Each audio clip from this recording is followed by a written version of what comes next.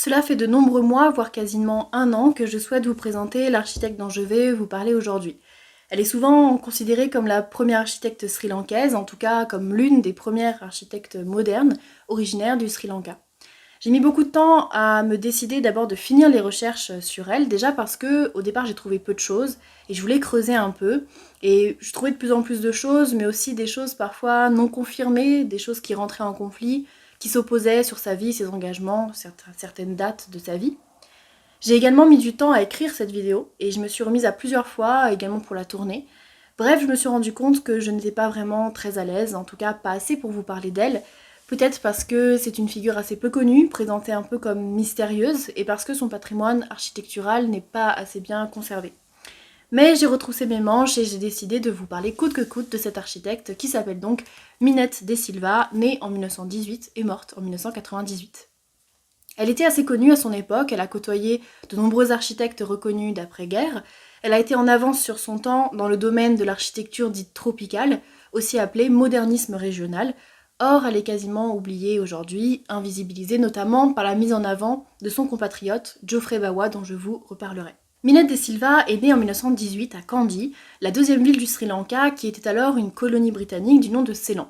Elle naît dans une famille de politiciens singalaises bouddhistes. Son père, George De Silva, est avocat puis politicien, et sa mère, Agnès Nell, est également très politisée, notamment en faveur du suffrage des femmes, et c'est également elle qui a construit la maison familiale.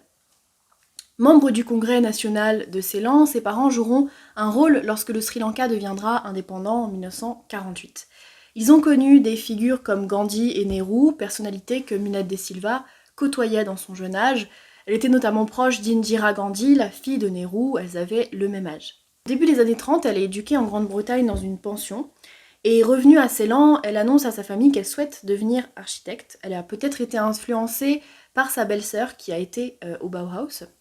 Et contre l'avis de ses parents, elle part à Mumbai en 1940, pendant 3 ans, dans une école d'où elle se fait d'ailleurs renvoyer pour avoir participé au mouvement indépendantiste Quit India. Puis elle travaille chez des architectes comme apprentie, notamment chez un architecte allemand réfugié, Otto Königsberger. À Mumbai, elle habite chez sa sœur plus âgée, Anil De Silva, et c'est avec elle et avec l'écrivain Mulk Rajanand qu'ils fondent une revue appelée MARG, Modern Architectural Research Group, créée en 1946. C'est un magazine d'art sud-asiatique qui est toujours édité aujourd'hui. Minette De Silva continue ses études à la Architectural Association, la AA, à Londres, de 1945 à 1948, date où son père l'appelle pour entrer dans le tout nouvel État indépendant du Sri Lanka. Mais je vais d'abord vous parler de ces années européennes d'avant 1948. Minette De Silva habite à Londres et elle voyage à Paris, notamment en 1946, où elle rencontre Le Corbusier, mais aussi Henri Cartier-Bresson, Picasso, Brancusi. En 1947, elle est la première femme asiatique à être élue associée à l'Institut royal britannique des architectes. Puis la première représentante asiatique au 6e congrès des SIAM, donc ce sont les congrès internationaux des architectes modernes. Et 1947, c'est le premier congrès d'après-guerre sur le thème de la reconstruction qui a lieu à Bridgewater, où encore étudiante, elle représente l'Inde et Ceylan. Et c'est lors de ce congrès qu'elle fait véritablement la connaissance de Le Corbusier, qui semble très intrigué par elle. Il irait même jusqu'à briser sa propre règle de ne pas parler anglais pour pouvoir parler avec elle.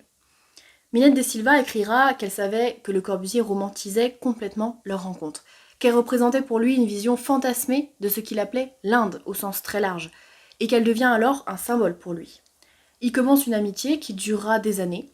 Alors c'est pas vraiment clair s'ils ont été plus que cela, ce qui est certain c'est que leur correspondance est vraiment pleine d'humour, pleine d'affection. Le Corbusier l'appelait « Oiseau de l'île ». Un roman a d'ailleurs été écrit en 2019 par Shiromi Pinto, Plastic Emotions, qui invente une relation amoureuse entre eux en se basant notamment sur leur correspondance.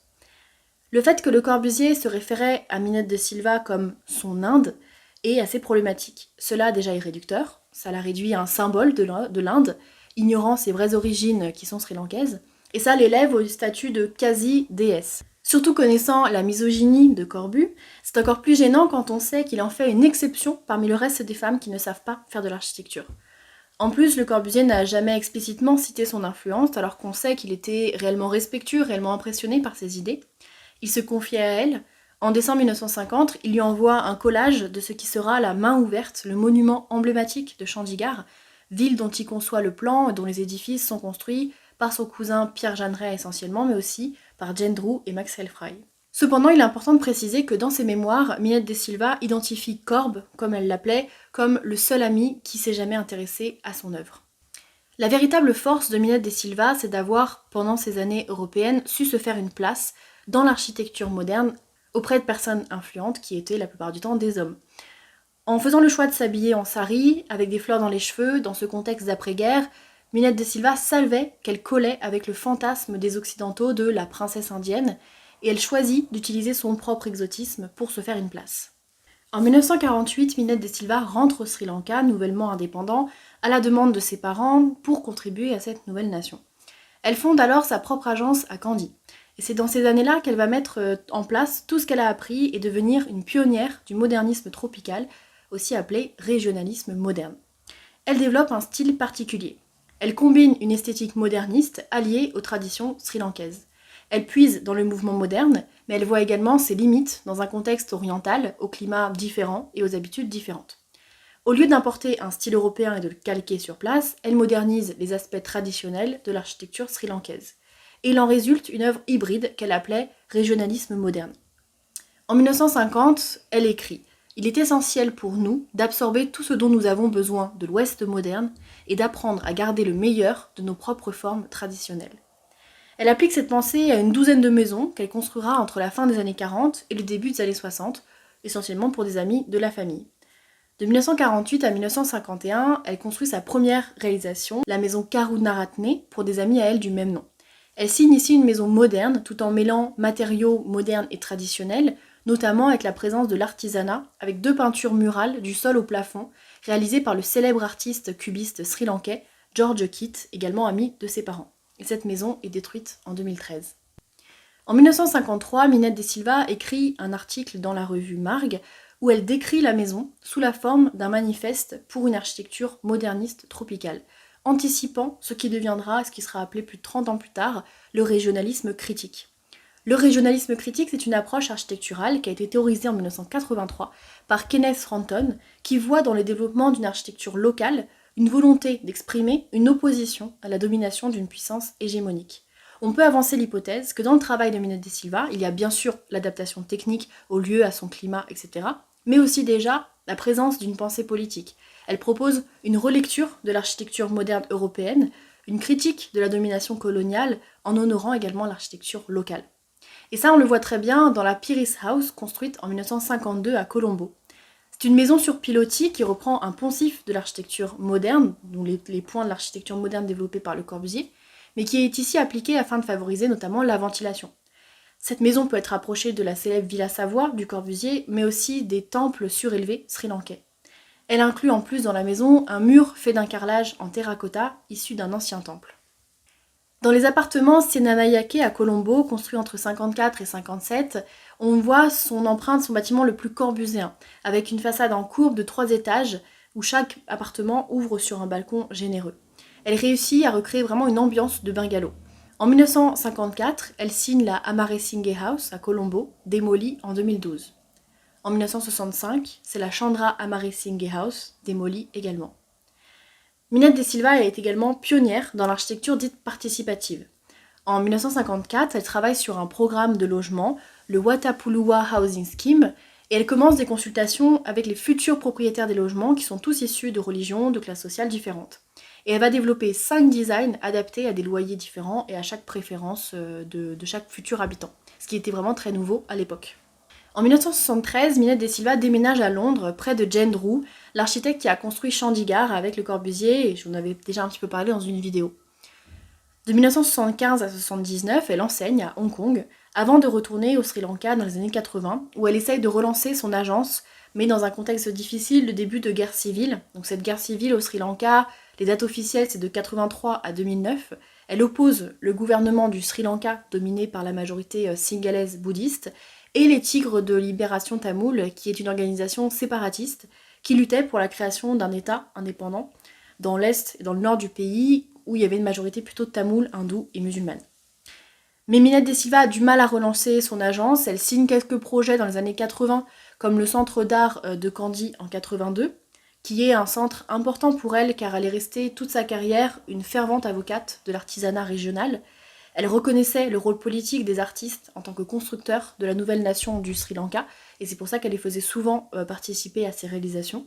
Minette de Silva n'a jamais reçu de reconnaissance internationale pour sa carrière, ce que l'historienne de l'architecture Anuradha Iyer Siddiqui qualifie d'effacement de l'œuvre de Minette de Silva d'un répertoire mondial de l'architecture moderne.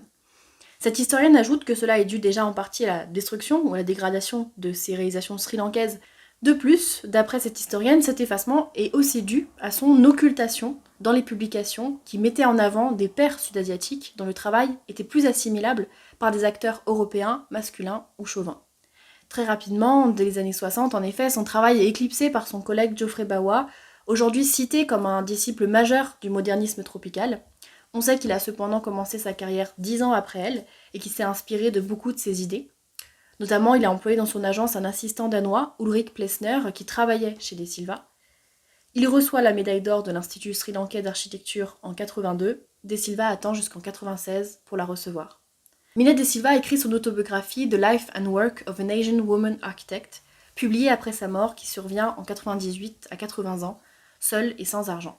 Elle y raconte sa vie, sa carrière, ses difficultés. Beaucoup de ses clients notamment avaient du mal avec l'originalité de ses constructions et de ses idées. On lui reprochait le fait de ne pas mettre assez de décoration, de proposer quelque chose de trop épuré, de trop laisser les matériaux bruts. D'ailleurs, la famille Karunaratne de sa première maison que je vous ai présentée refuse de payer la grande fresque de George Kitt et c'est De Silva elle-même qui finit par la payer. C'était une personnalité sans concession, elle avait une vision, elle s'y tenait. Elle n'a jamais porté d'attention à vouloir être intégrée, que ce soit en Europe où elle a été exotisée et perçue par le biais de sa beauté. Elle a su en tirer parti et se faire une place de cette manière. De retour chez elle, elle lutte en raison de son héritage européen et de son accent britannique lorsqu'elle parle singalais. Aujourd'hui, son nom est assez oublié, son héritage est littéralement en train de s'effondrer, ses archives sont perdues. J'espère donc vous avoir donné envie de fouiller les minces ressources qu'on a sur elle. Beaucoup de sources sont en anglais, peut-être que vous avez envie de lire ce roman de cette histoire inventée entre Le Corbusier et Minette de Silva. En tout cas, si cette vidéo vous a plu, n'hésitez pas à la partager pour que Minette de Silva ne sombre pas dans l'oubli. Merci à tous et à toutes et à bientôt. Ciao!